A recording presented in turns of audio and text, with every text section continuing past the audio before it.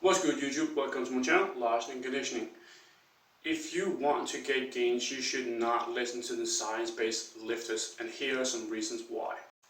The first reason is that you simply do not need science in order to get bigger and stronger. We have had plenty of bodybuilders and strongmen who have gotten big and jacked without any form of exercise science. So you simply do not need it in any way, shape or form.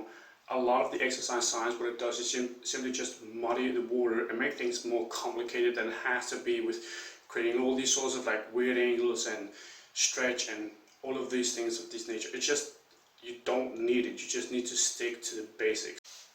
Reason number two, it removes the focus on the basic movements and the basic training principles.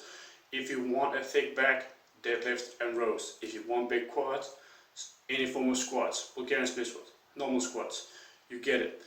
You just need to stick to the basics. You do not need all these weird stretches and angles that these so-called optimal science-based lifters are trying to overcomplicate and give to you. This is not how they build their physique. Nippard did not build his physique he has by doing all these weird things. He built it by doing the basics. Reason number three, the overcomplication of lift, or some sort of overly focused on the stretch mediate hypertrophy. If you look at how Dr. Mike trains, you will see how he overemphasizes this sort of stretch, especially with a dumbbell bench press.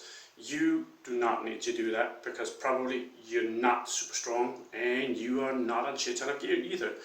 So the chances are, if you do the same thing as Mike does, you will probably not get the results that you are after. If you are super strong, if you can bench press 150 pounds per hand, if you can then do something else that can still create stimulus for your chest and then limit the amount of weight that you have to use, then it makes perfect sense to do this. But if you're not that strong, or if you're in rehab, you just have to stick to the basics. And I get it, the basics are not fun, they're not interesting, they're not sexy. It's boring, it's monotonous, but it works. Reason number four, excessive focus on super high volume. Most people who watch online fitness tends to be either newer lifters or some sort of like parents or people who work a lot. And what you all have in common is that you probably do not have a lot of time, nor a particular interest in having to do 45 sets of quads, chest, back, triceps and all that sort every single week. And for most people, it's probably also not something that they can even recover from in the first place. So there's this hyper focus on way too much volume that people just are not willing to do, nor is even needed for most people. Again, because most people that watch the online fitness community tends to be newer lifters, maybe early advanced lifters, but definitely in the vast majority not elite lifters. Some good practical terms in terms of some good practical applications in terms of numbers of sets that you could do per week per muscle part. Somewhere between 10 to 20 sets per muscle group tends to be the most effective, and also in terms of not having the gym to eat up your entire life, which is something I think is very important for basically 95% of people who go to the gym, that they want the gym to enhance life, not to take away from it.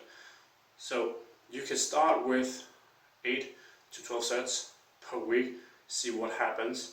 You probably don't need all that much volume in the first place. Even people who have been training for more than 10 plus years still typically don't do a lot of volume in terms of number of sets. However, their volume gets to be high because of the numbers of weight that they're lifting. You should absolutely take some time throughout the year where you focus on certain things, where you drive up the total workload on specific muscles or muscle parts as a whole. Then you could have 3 or 4 months all of the year where you dedicate your time to grow your overhead press. Then you dial back the volume and maintain the strength, potentially build a little bit, but it's going to be a bit slower. And then you focus more on your hamstrings and glutes. keep changing in this way so you actually practice and develop a skill and the strength in the muscle. Thank you for watching. Lasting Conditioning, signing out.